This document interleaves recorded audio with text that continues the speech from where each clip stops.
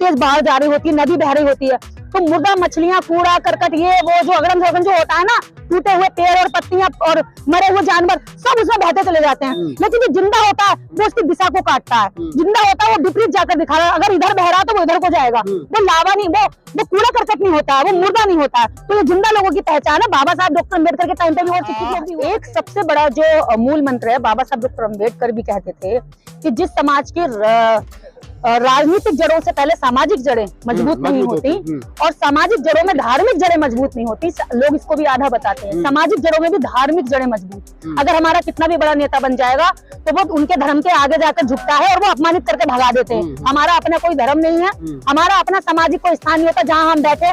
मुसलमान जाता है, नमाज करता है, 5 बार की नमाज अदा करता है और आपस में वो सारा समाज मिलता है, भाईचारा बनता है उनका।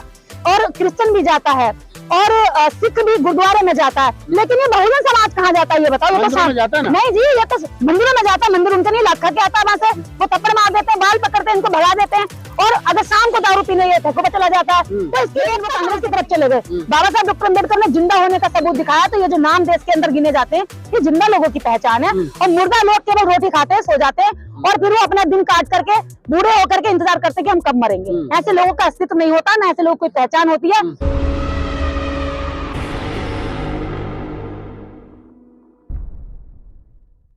निर्देश सिंह खड़ी हैं और वो रितु के समर्थन में यहाँ पहुंचे। आज देश के तमाम सोशल एक्टिविस्ट जो बहुजन समाज की विचारधारा में विश्वास रखते हैं वो रितु के समर्थन में पहुंचे। हजार लोग यहाँ पहुंचे हैं और पीछे आंदोलन चल रहा है। मैडम क्या कहोगे? 150 दिन हो गए और 150 दिन के बाद में समाज की नींद खुली है, जब समाज सो रहा था, जब रितु को यहाँ से खदेड़ दिया गया। देखिए, जब से डॉक्टर रितु बैठी है एक लंबा आंदोलन था और इतने लंबे आंदोलन में समाज जब जब आता रहा, बीच बीच में समाज आता भी रहा। आप यहाँ पे लगातार रहे और बहुत सारे लोग लगातार रहे, हम भी आते रहे। लेकिन जो पुलिस प्रशासन और यहाँ का जो पुलिस प्रशासन है वो नहीं चाहता था यहाँ बैठे। लेकिन ये आज जो आंदोलन हुआ है इससे पता चल गया उनको कि अगर इनको ज्यादा सताया जाएगा तो इकट्ठा भी होना जानते हैं, ये एकजुट होना भी जानते हैं और अब अधिकारों के प्रति इनमें चेतना बढ़ रही है।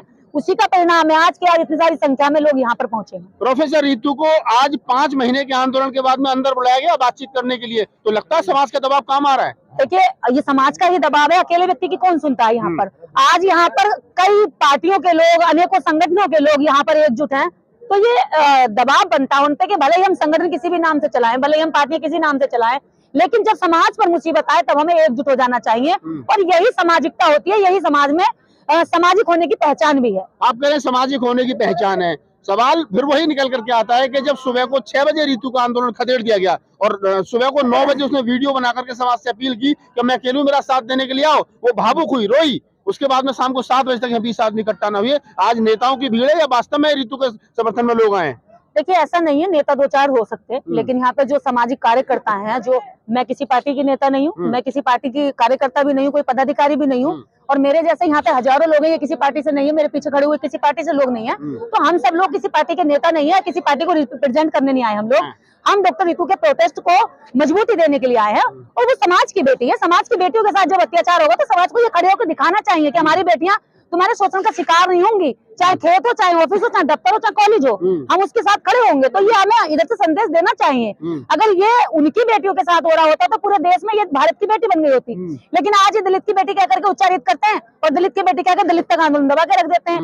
लेकिन मैं ये मानती हूँ कि अगर भारत के अंदर आज किसी को, पूरे भारत को अगर सही दिशा में कोई लेके आ सकता है तो वही अम्बेडकरवादी हैं, जो शिक्षा की बात करते हैं, जो आडम्बर और पाखंड से निकल करके सभी की लड़ाई लड़ते हैं। सभी की लड़ाई लड़ते। क्या कारण है कि वर्तमान सरकार, सिस्टम तमाम अम्बेडकरवादियों को खदेड़ देना चाहता है? वो एक रंग में पूरे मुल्क को रंगना चाह रहा है, सिर्फ अम्बेडकरवादी टारगेट पर ही क्यों है? देखिए, ऐसा है कि अम्बेडकरवादी उनकी जो परत दर परत चढ़ी हुई उनका जो झूठ का आवरण है उसको खुरेच रहा है, उसको उतार रहा है। और जो परतों का चढ़ा हुआ जो झूठ का आवरण है, सदियों से जो इन्होंने चढ़ा रखा था लोगों के दिमाग पे, और दिमाग से उतारी गई परतों के बाद क्या हो रहा है, लोगों के अंदर जो है खड़े होकर के सवाल करने की हिम्मत आ रही है। और तानाशाह सरकार को सवाल पसंद नहीं होते और अम्बेडकरवादी वही बनता है जिसको सवाल करने की हिम्मत आ जाती है। तो सवालों से डर रही है कहीं ना कहीं सरकार? बिल्कुल, और इसलिए अम्बेडकरवादी टारगेट पर है, क्योंकि अम्बेडकरवादी इनके सामने झुकता नहीं, अम्बेडकरवादी इनके सामने डरता नहीं, अम्बेडकरवादी जेल से नहीं डरता, मुकदमे से नहीं डरता, मरने से नहीं डरता, गोली से नहीं डरता और आंदोलन करने के लिए सड़क पे से नहीं डरता। और यहाँ तुम्हारे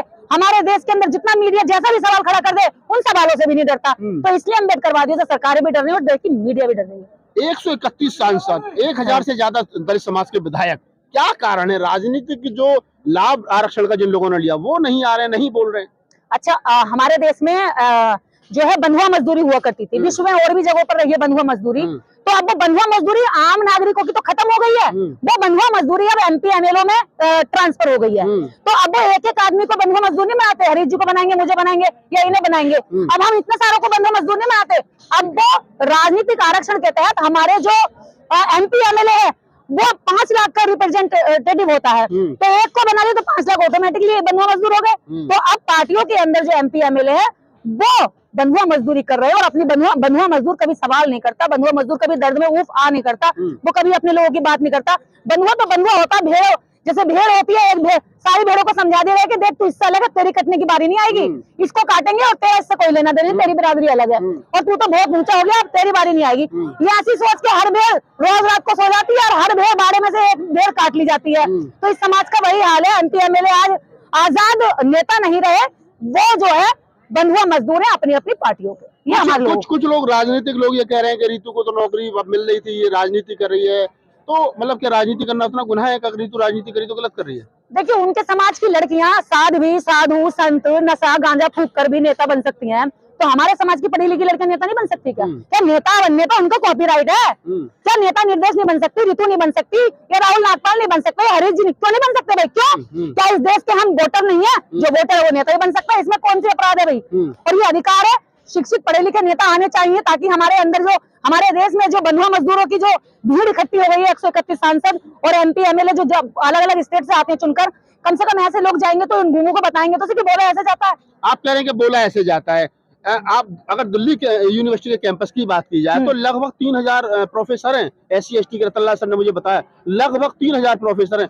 अगर हम उंगलियों पर गिने तो लक्ष्मण यादव थे, डॉक्टर थे, तो बाहर निकाल दिए, रितु बाहर धरने पर बैठी है, रतनलाल सर रोड टारगेट पर, उन्हें विदेश नहीं भेजा जा रहा है। ऐसे में जब शिक्षक भी नहीं बोल रहे हैं, इसी में कौशल पवार थी जिनके लिए तो संघर्ष किया गया, उनके मैं नाम लेके कह रहा हूँ, उनको जब दिक्कत थी तो हम सब लोग समर्थन गए। आज आप भी गई, आज वो भी नहीं आ रही, वो भी नहीं बोल, परमानेंट प्रोफेसर है। देखिए, जब कहते हैं ना कि बहुत तेज बाढ़ जा रही होती है, नदी बह रही होती है, तो मुर्दा मछलियां, कूड़ा करकट, ये वो जो अगड़न सगड़न जो होता है ना, टूटे हुए पेड़ और पत्तियां और मरे हुए जानवर सब उसमें बहते चले जाते हैं। लेकिन जो जिंदा होता है वो उसकी दिशा को काटता है, जिंदा होता है वो विपरीत जाकर दिखा रहा है, अगर इधर बह रहा है तो वो इधर को जाएगा। वो लावा नहीं, वो कूड़ा करकट नहीं होता है, वो मुर्दा नहीं होता है। तो ये जिंदा लोगों की पहचान है। बाबा साहब डॉक्टर अम्बेडकर के टाइम पे भी और शिक्षित लोग भी हुआ करते थे, लेकिन वो कांग्रेस की तरफ चले गए। बाबा साहब डॉक्टर अम्बेडकर ने जिंदा होने का सबूत दिखाया। तो ये जो नाम देश के अंदर गिने जाते हैं, ये जिंदा लोगों की पहचान है। और मुर्दा लोग केवल रोटी खाते हैं, सो जाते हैं, और फिर वो अपना दिन काट करके बूढ़े होकर के इंतजार करते कि हम कब मरेंगे। ऐसे लोगों का अस्तित्व नहीं होता, ना ऐसे लोगों की पहचान होती है। बस वो रोटी खा रहे हैं, अरे तुम भी रोटी खा रहे हो और वो भी रोटी खा रहे हैं, जो भीख मांगते हैं शनिदान के नाम पर। तो तुम में ना अंतर क्या? रोटी नहीं मिली, तुम्हें मिली, वो तो शाम को पौवा भी ले लेते हैं, शनिदान के नाम पे इतना पैसा आ जाता है उनपे। तो भैया तुमने और उनमें कोई अंतर नहीं है। कम से कम वो अपने धर्म का तो प्रचार करा, तुम तो अपने अधिकारों के बारे में ना जानते ना प्रचार करते। आप कह रहे हैं कि मतलब ना आप जानते हैं ना प्रचार करते हैं, क्या काट है ये सारी समस्याओं का? आपका धार्मिक लेवल पर शोषण हो रहा है, आर्थिक लेवल पर शोषण हो रहा है, नौकरी में तो वहां शोषण हो रहा है। आपने कहा कि जो 131 सांसद है वो बंधुआ मजदूर है। इन सारी समस्याओं का क्या काट है? देखिए, इसका एक सबसे बड़ा जो मूल मंत्र है, बाबा साहब डॉक्टर अम्बेडकर भी कहते थे कि जिस समाज के राजनीतिक जड़ों से पहले सामाजिक जड़ें मजबूत नहीं होती, और सामाजिक जड़ों में धार्मिक जड़ें मजबूत नहीं होती। लोग इसको भी आधा बताते हैं, सामाजिक जड़ों में भी धार्मिक जड़ें मजबूत। अगर हमारा कितना भी बड़ा नेता बन जाएगा तो वो उनके धर्म के आगे जाकर झुकता है और वो अपमानित करके भगा देते हैं। हमारा अपना कोई धर्म नहीं है, हमारा अपना सामाजिक कोई स्थान नहीं होता जहाँ हम बैठे। मुसलमान जाता है, नमाज करता है, 5 बार की नमाज अदा करता है, और आपस में वो सारा समाज मिलता है, भाईचारा बनता है उनका। और क्रिश्चियन भी जाता है, और सिख भी गुरुद्वारे में जाता है। लेकिन ये बहुजन समाज कहाँ जाता है ये बताओ? ये तो जाता है ना? नहीं जी, ये तो मंदिरों में जाता है। मंदिर उनके नहीं, लात खा के आता है वहां से, वो थप्पड़ मार देते हैं, बाल पकड़ते हैं, इनको भगा देते हैं। और अगर शाम को दारू पीने ये ठेकों पे चला जाता है, तो इसकी एकता कहाँ से बनेगी जब इसमें भाईचारा नहीं है, बैठने के इसके अपने स्थान नहीं है, इसकी हाय हेलो नहीं होती, इसको ये नहीं पता चलता किसी का बेटा कितना बड़ा हो गया, किसी के बच्चे की नौकरी लगी नहीं लगी, और किसी बच्चे के घर में खाने को है नहीं है, किसी बच्चे की फीस की कमजोरी है नहीं है। वो लोग आपस में जुड़े रहते हैं और एक दूसरे की हेल्प करते हैं। 1% जैन जो है पूरी दुनिया में फैला हुआ है, पूरे बाजार पे कब्जा किया हुआ है।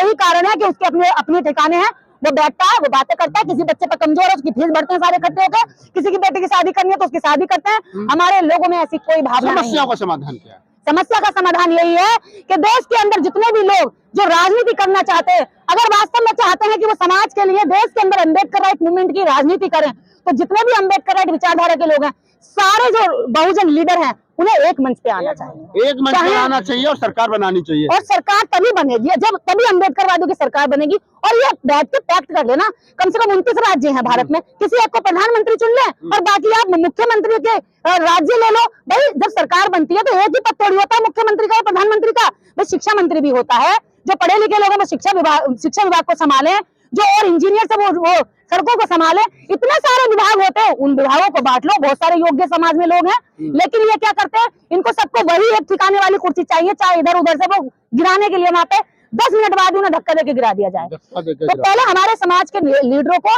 एक साथ बैठ करके, मैंने ये पिछले साल भी 6 दिसंबर को रानीला ग्राउंड पे मैंने स्पीच करी थी, तब भी मैं बहुत इस बात पर दुखी थी कि सब लोगों को बिठाने के लिए मीटिंग करी थी, लेकिन लोग बैठे नहीं। नेता आपस में एक दूसरे की पीठ करके बैठते हैं, अगर ये देखो तो मेरी पीठ होगी, तो पहले हमें ऐसे बैठना चाहिए अपने आपस में नेताओं को। उसके बाद जितने सामाजिक कार्यकर्ता हैं, अगर इनको राजनीति करनी है तो क्लियर करे कि मैं इतने साल बाद राजनीति करूंगा, इतने समय तक मैं सामाजिक काम करूंगा। राजनीति के अंदर छिपाकर सामाजिक काम जो करते हैं, इससे समाज में विश्वास टूटता है। मैं ये कह रही हूँ, मेरा अभी राजनीति में कोई उद्देश्य नहीं है, लेकिन मैं भविष्य में राजनीति करूंगी, मैं करूंगी, क्योंकि मुझे राजनीति जब लगेगी कि समाज के लिए जरूरी है, तो मैं कट्टरता जो है, अम्बेडकरवाद में कट्टरता नहीं है, बुद्धिज्म में कट्टरता नहीं है। इंसान के विचार फ्लेक्सिबल होने चाहिए परिस्थितियों के हिसाब से, क्योंकि आज सर्दी है और आने वाली मई में गर्मी होगी, कोट उतार के फेंक देंगे हम। आज रजाई हमें प्यारी है, गर्मी में वो रजाई दुश्मन दिखाई देगी। तो विचारों में हमारे समय के हिसाब से परिवर्तन होना चाहिए। बाबा साहब अम्बेडकर के विचारों में था, पहले उन्होंने कहा कि मैं राजनीति में जाना चाहता हूँ, लेकिन जब उन्होंने राजनीति भी करके देख ली तो उन्होंने ये देखा कि राजनीति एक माध्यम हो सकता है किसी कुर्सी में बैठने का, लेकिन स्थायी राजनीति के लिए धर्म बहुत जरूरी है। और लास्ट में उन्होंने बुद्ध और धर्म किताब इसीलिए लिखी, और उसमें यही बात वो क्या कर गए, यही बात।